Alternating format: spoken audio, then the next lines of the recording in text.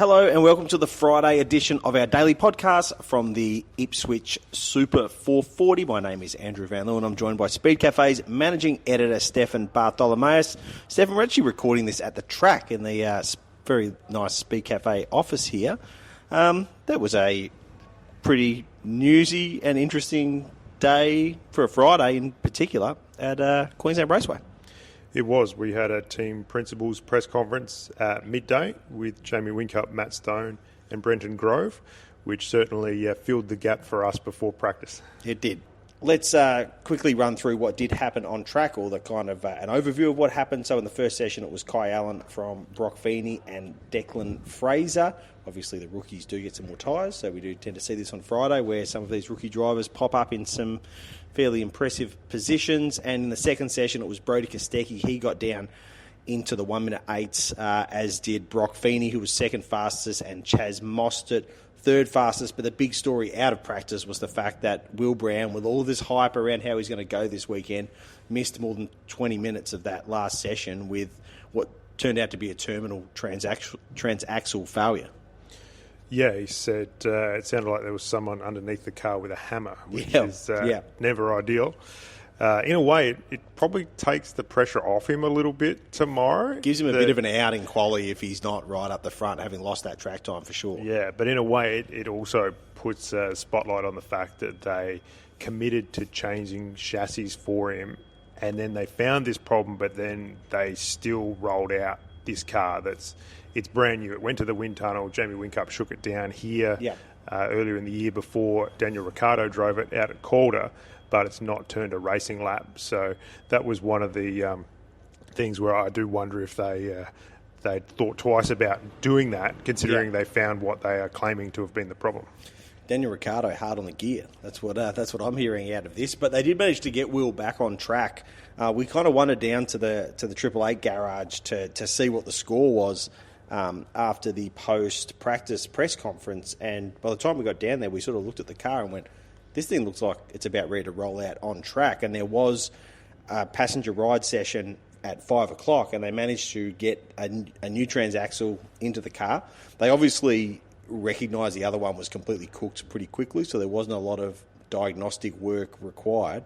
They got a new transaxle and the passenger seat into the car in around an hour, and they rolled out for that session, which I spoke to Mark Dutton about it, and he said it's pretty important because as confident as they are in putting a new major component from the driveline in the car and rolling straight into a qualifying session, 25 minutes of track time, even with passengers in the car, that's a really nice little shakedown. Yeah, handy for them, but obviously not a good day. Better on the other side of the garage with Brock in second. He seemed pretty happy with how his day went, although did sort of caution the fact that they have rolled out okay occasionally and then it's fallen apart in qualifying. But Brodie, those guys have been good at rolling out well.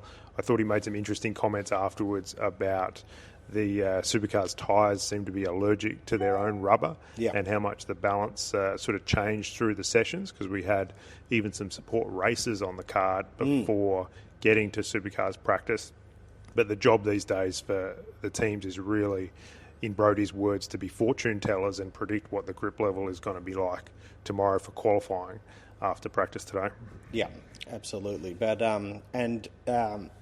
Matthew Payne, I think he was fourth in both sessions, so again, not like headline speed, but kind of exactly where he needs to be to wrap up that Sprint Cup this weekend.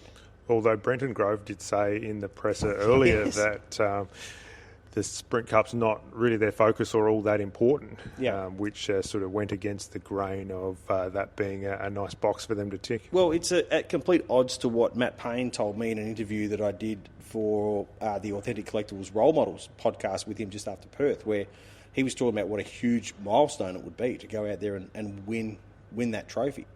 It reminded me a bit of 2013 when Supercars had introduced the Enduro Cup, and Jamie Whincup at a press conference on the Gold Coast had said, this is not important to me at all. Like, why are you asking me these questions? I'm trying to win the championship. Yeah. And certainly the people from Pertec nearly had a conniption in the back of the press conference when that happened. But, clearly they've got bigger goals at Groves. Yeah. And I'm not surprised that the team isn't going into the weekend spending lots of time looking at the points equations and how they can win the Sprint Cup. It sort of just happens as a function of doing their jobs properly, Yeah, for sure. which is the point he was really making. But, it was a notable comment from the day. But he did make specific comment that the 25 points are far more important than the trophy.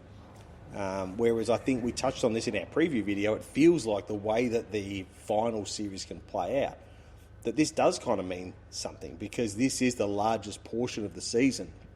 And this is representative of consistent performance over a large part of the season. And then Brenton just said, nope, you're wrong. That's not what we think about it.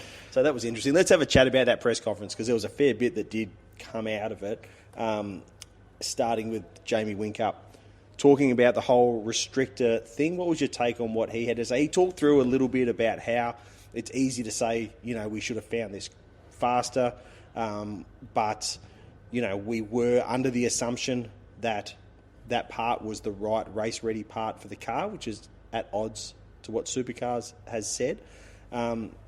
You asked him if Supercars had specified that it was to go back to Supercars, or not, at least not be used in a race application, and he basically said, I don't know, or I don't remember, which I thought was quite interesting. But it still feels like that team feels that Supercars played a very big role in this happening.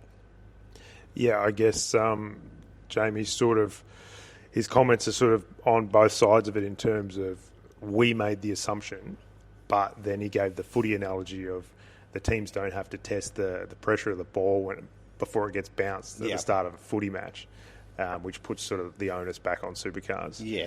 A bizarre twist in all of this, when Will Brown was handed the actual restrictor, the 49mm one, by Mark Larkham during practice 2 on the TV, and it had been engraved by Supercars for that presentation, which I guess is a bit of fun. It sort of struck me as a little bit of an odd look. Yeah.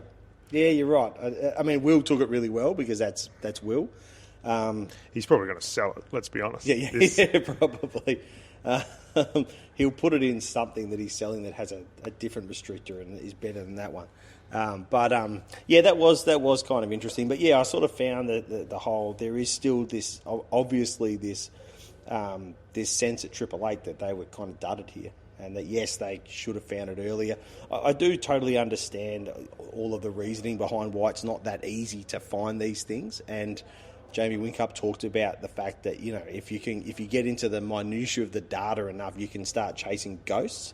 But there was a pretty obvious ghost sitting there that they weren't chasing, and they probably should have been chasing it. So yeah, it was an interesting take. But again, the context is the fact that they were chasing a lot of different things at the same time. Yeah. It's not like Brock's car was just cruising through, winning every race with a package they knew really well. Yeah. And Will, it's not like he was dominating last year either, and Correct. all of a sudden was struggling. So you can the certainly perfect look storm. a lot smarter in hindsight than it would have been at the time for them to actually find it. Yeah, another bit of fun from the press conference was Brenton Grove really unloading on Will Brown and Brodie Kostecki about comments that they had made about just how advantageous starting those tyre pressures lower than allowed in Perth could be. Brodie did say that it could have been 2 or 3 tenths of a second per lap while those tyres were on the car. Brenton definitely didn't like that. He said that mathematics is obviously not their strong suit, those two boys, and was pretty direct about the fact that, he wasn't happy that there were these wild claims being made about how much faster that car was because of the fact that the tyres dipped under the minimum. I think from memory, Brodie was comparing the pressures that his team rolled out of the garage with compared to what Kai's had actually dipped to. It wasn't a complete apples and apples scenario, but Brenton's focus on Will and Brodie's comments it was very directly channeled, sort of ignoring the fact that everyone up and down the pit lane and Supercars were not happy with it. In fact, not long after Brenton was talking about that, Mark Larkham was on the broadcast showing that Kai's tyre pressures were less than Matt's for almost the whole stint. Yeah. It might have actually been the whole stint, and certainly at the end of the stint they were still under. So he was talking about the advantage. But Yeah, certainly still a lot of discontent in the paddock here about how that all played out, and calls in that presser for a black and white DSQ, which again, as we discussed yesterday on the news pod, I'm not quite sure I fully agree with that in terms of you used the Bathurst 1000 example, so that's why here this weekend the fact that Supercars has said to the teams that if you are under on the grid, you can pit at the end of the formation lap, change the tyre, start from pit lane. That actually does look like a fairly neat solution to this ugly problem. It really is, because it's too big a penalty for it to ever be worth the performance advantage of trying to run your pressures lower than you're meant to, and hopefully it does close off that argument of, well, there's nothing we can do to solve this problem, which was we believe, a pretty key part of the Groves argument on the Sunday night in Perth. And as of yet, and I'm always wary of saying this, but there's no kind of really obvious unintended consequence of bringing a rule like that in. But that could be famous last words, so maybe I shouldn't say things like that. Yeah, but there was a reference in the presser to it being a get-out-of-jail-free card, which Brenton did point out that it's not. Yeah. And if you think about it, I guess you sort of start in jail and then they let you go once everyone else has already gone. Just to come back to Jamie Whincup's comments about the restrictor thing, another thing that you asked him was whether there was any concern that they could face, retrospective disqualifications for that car, given the fact it was running out of ESD for the first 8 events of the season. It's a very relevant question. It's something that we have flagged with Supercars, not got an official response on, but we understand that they're not looking to refer it to the stewards in any way, because it was a performance disadvantage. And Jamie said pretty quickly they reached the same conclusion, that they shouldn't be worried about it because it was a performance disadvantage. But, you talk about everyone talking about the tyre pressures and that advantage. Like, we've had people in the paddock tell us that there were advantages for Will Brown running that smaller restrictor. Well, the whole year people have been talking about fuel consumption and pit lane time and all of that. So, again, none of these things are absolutely black and white, to go back to that term. That it's not just that it robs a bit of horsepower at the top. There are other effects as well. Yeah.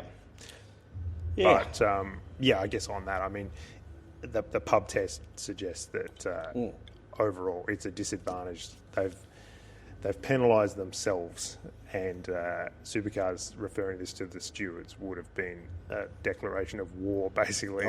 Would have been quite unfair.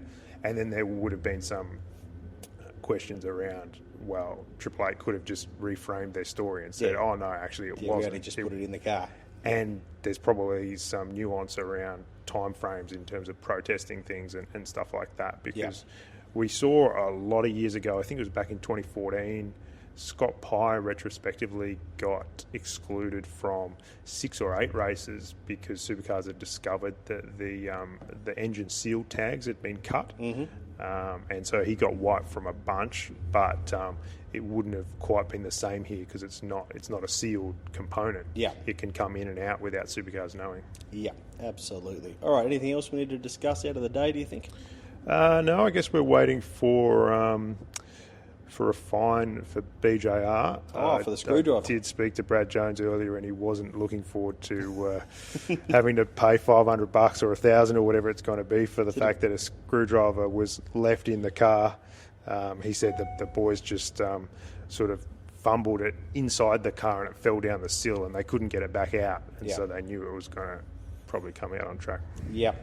Yep, we'll wait and see when that one comes out. All right, I think we will leave it there. There's either a concert starting outside or something's gone horribly wrong at the RAF base down the road because there's lots of banging and crashing out there. But as long as that beautiful Peter Jackson Glen Seaton Racing Falcon that's sitting between us and the pit lane is not disturbed by any of this, I don't mind, because that is a hell of a thing to stop and look at every time I walk past. I've caught you staring at it with a rather romantic glint in your eye a number of times today, Stefan. So Aaron Seaton's even rolled out some corduroy retro hats for this weekend. Oh, wow. He stepped it up further, that obviously inspired by the old PJ ones. I know you love a free hat, so I'm sure there'll be one of those in your suitcase when you're heading back home in a few days. All right, let's leave it there.